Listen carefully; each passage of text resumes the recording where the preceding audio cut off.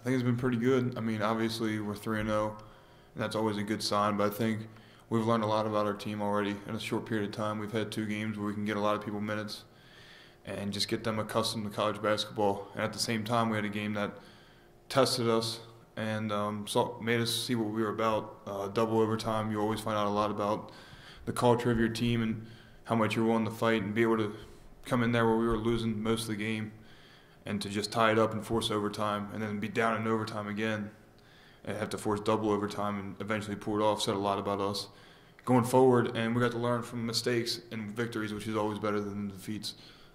In those kind of games, does it feel like a conference game that you do play in the game, or earlier is it just like a early season scrap to make that win? It does kind of bring that conference feel, like, okay, they're going to be definitely coming back at us a little tougher the second game when we play them at home, and just they were missing some guys, so actually seeing them at full strength, it does kind of get that feel of a conference game, and they'll actually have some more film on us and be able to be prepared. We'll actually have more film on them and do some things a little different based off what we did the first game and try to come out there and get the win.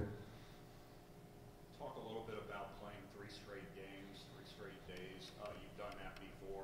What's it like as a player doing that as opposed to having a practice a day or 2 in between? Yeah, it's a good preparation for March. I know the tournament's a little bit different style this year, the conference tournament, but it gives us a good experience. We've both done it the last 2 years, and it's not easy as a player, but it's something you have to do at the mid-major level if you want to win a conference tournament and go to the NCAA. So just to have this opportunity to play 3 really good mid-major teams that we're going to do in March is something that we're going to know a lot more about our team. We know a lot already, but we'll be able to learn a lot more this weekend and get a lot of film going forward and to conference play.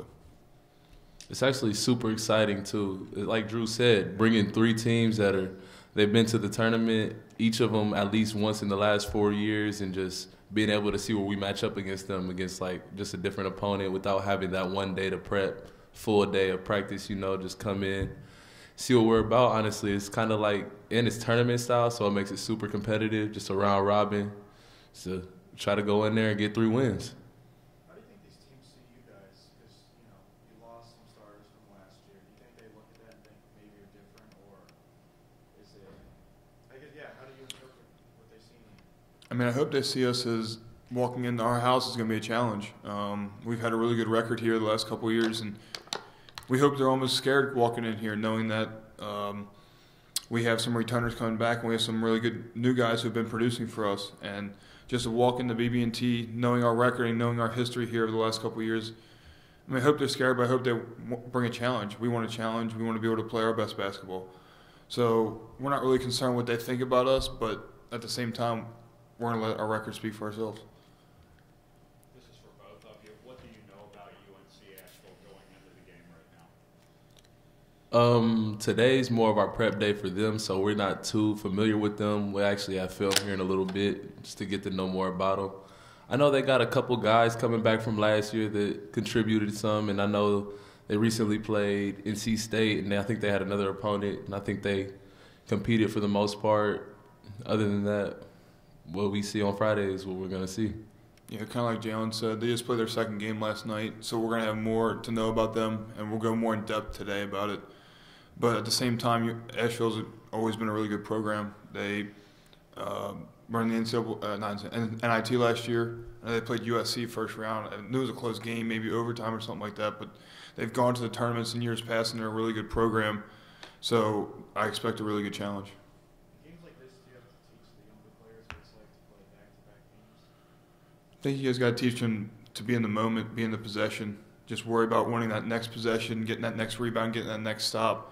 Because it's easy to look ahead and say, we got 120 minutes of basketball coming up, we got to play. But Coach always says we want to put more time on the clock. We want to outlast our opponents.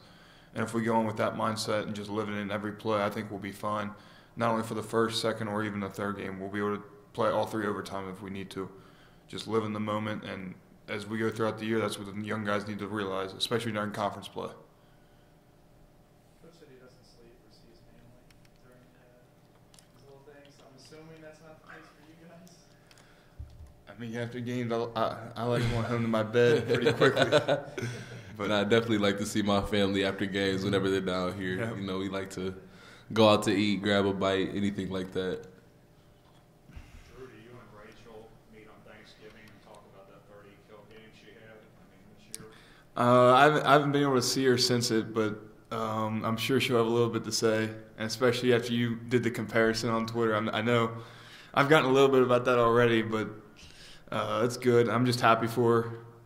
She didn't get to play much last year, and she's really stepped into it this year. I talk to her a lot all the time. She's always asking about stuff. I just tell her to be confident and trust in her abilities, and seeing her do that makes me a proud big brother, just seeing her grow up, and she'll let me have a little bit of it. I'm sure the rest of my family will too.